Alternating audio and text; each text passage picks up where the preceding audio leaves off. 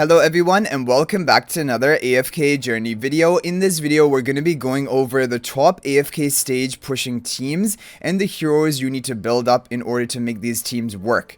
I think the point of this video is definitely to help out earlier and mid-game players who don't have all of these heroes built up yet, to give them a priority so that they can push further in AFK stages for this season and in the seasons to come. But also I think this will be useful for all players because there are some team comps here which are now the overall top meta teams for AFK stage pushing, which everyone will want to be building up. So I have 5 different teams that I've locked in my formations. I'm going to be talking through them, and then we're going to talk about how far you have to upgrade these heroes in order for these to work. But definitely there's a bit of a difference between talent stages and regular stages. The talent stages are going to focus much more on the Eironn Ulmus oriented comp, which is even good for regular stages, but regular stages, like, you do see a lot more Phraesto, Smokey, Nara type teams. So we'll actually show the entire team formation. So yeah, don't worry about it. This is just like an intro. Okay, so first of all, what I want to show you guys is the standard Eironn Ulmus team, which this one came into the meta in the Waves of Intrigue season, actually maybe even a little bit before that, but it is going to be your immobilization from Eironn, needing Eironn to be Mythic Plus. That is a really key upgrade for this team comp, and also you really want to have Ulmus at Mythic Plus as well. These are the 2 key upgrades. If you have these 2 heroes at Mythic Plus, your AFK stage pushing is going to like skyrocket. You're going to be doing so much better than before because that is when these heroes come online. So Ulmus is going to prolong the duration of the crowd control that Eironn even inflicts with his immobilization. And that is a really strong combo. And then you need to have one other wilder hero in order to get the faction talent tiles. And so Eironn is usually the hero people have built up from the beginning of the game. So most people have Eironn. And then on top of that, you just want to have another form of crowd control and damage, like Carolina is fine. Bonnie would be fine. And then Rowan is a good option because he gives energy to your entire team so that you can cycle, for example, Eironn ultimates, Eironn ultimate for crowd control if Eironn is at Mythic Plus. Or rather than Rowan, you can run Temesia. Like if you look at my currently the formation I'm using, it's going to be Temesia. Rather than Eironn, you can run Tassi. Rather than Caroline, you can run Bonnie. So there are a lot of replacements, but definitely you need to have 3 wilder heroes, and then you can mix and match with all the other options that we recommended. As for the artifact, surging is basically usually the artifact of choice. If you're a free-to-play player. If you're a pay-to-win player, the new artifact Storm Strike is also decently good, but I do think surging overall is doing better in AFK stages. So this is a great artifact to pick, and everyone has access to it even for right now. Okay, so that is basically the thing. And as for the upgrades, we did mention them: Mythic Plus Ulmus, Mythic Plus Eironn, and ideally Mythic Plus Eironn as well. And this team will become online. But definitely if you can upgrade heroes even further, that would be better. But if you do not have Eironn and Ulmus at Mythic Plus, then this team is not going to be very effective, and you kind of need to wait until you have those upgrades in order to run it. Now this season we have a new meta, basically Eironn Ulmus comp, which is going to use the twins along with Eironn and Ulmus together, which is even crazier. So if we take a look at this formation, what it's going to look like, I don't really think it matters like which twin you have in which position, but normally you're just going to have Lila, the melee, in the front, and the long range Elijah in the back.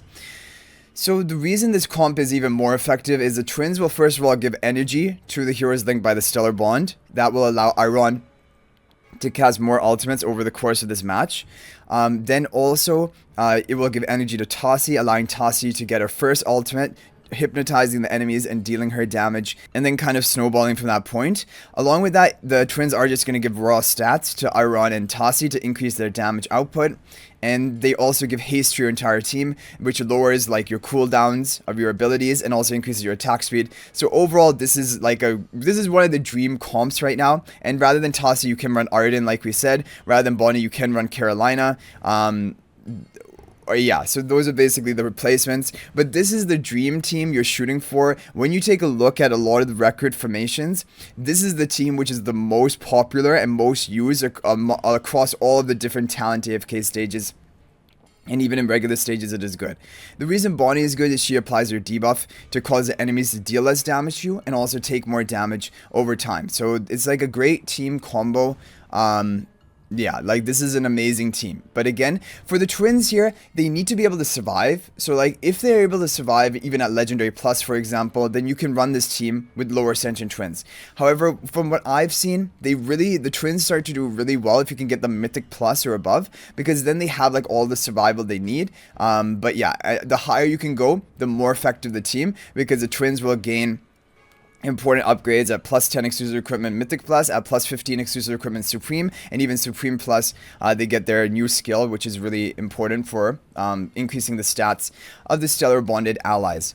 So that is why these are really the two top teams I consider right now. And then just one final team I wanted to throw in there is a Hypo Celestial team, which is seeing a bit of use now in the faction stages. Not for every stage, this is still not like a top popular team, but it is an overall solid team. And I've even seen people like, even I think in the record formation right now, there's someone with a Legendary Plus Taline clearing a Mythic Plus Twins. So you can run this even like at a lower Ascension of maybe Twins and Taline. And it's like a viable version of Hypogean Celestial. In the previous season, there was a Hypogean Celestial AFK stage pushing team, which was using Scarlita, Taline, Phraesto. But now the Twins are just a better option. So normally if it's used, it's just going to be like this, Phraesto, Twins, and Taline. But don't really worry about upgrading these heroes for this sort of team comp. This is only if you already had Taline built and already have the twins, then you can run this.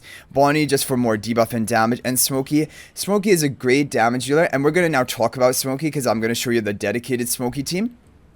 But Smokey is really good for pushing AFK stages at a high level deficit, because his HP per second damage from his blue aura is going to be the key way you're going to actually kill all of these enemies, because otherwise you're just not going to be able to deal enough damage to them. But because his is HP per second, that is going to be huge amount of damage onto the enemies, and sometimes you're just going to have a dedicated comp where all of your damage is coming from Smokey, especially for regular AFK stages. So those were the key talent stage teams I wanted to share with you guys. As for Smokey, you need to have him upgrade to Mythic Plus if you want to use him for AFK stages. Well, like, I mean, if you're an early game player, you can use him and have another damage source in the early game. But when you're talking about using Smokey as a damage dealer, he needs Mythic Plus, because that is when he gets his HP per second damage from his blue aura. Phraesto wants to be ideally as ascended as possible so that he can be tanky enough to survive. Okay, so those are the three talent stage teams. Now we're going to talk about the regular AFK stages. Now, for regular AFK stages, it's a bit of a lower priority, because you guys will notice this, that the regular stages are like double as hard as the talent stages. You can push like double the amount of talent stages compared to regular stages. So if you have really good talent stage teams, you're going to do fine to get up to the AFK stage daily limit. But like, let's say you do really well in regular stages, you're going to be capped out like a half the stage compared to talent, just because they're much more difficult. And so that is kind of the point. But anyway, the two teams which I've seen the most in this in regular stages are these last two teams I want to show you. One is going to be the dedicated Smokey like meat cleaver comp, where Nara is going to loop in the enemy into Smokey's range, and the Phraestos are just going to tank the front line. Rowan's going to charge up energy to give Coco her ultimate to protect her team and to allow Smokey to cycle, because Smokey needs to cast a certain number of ultimates before his blue aura comes online and starts dealing damage. So this needs to have Smokey at Mythic Plus.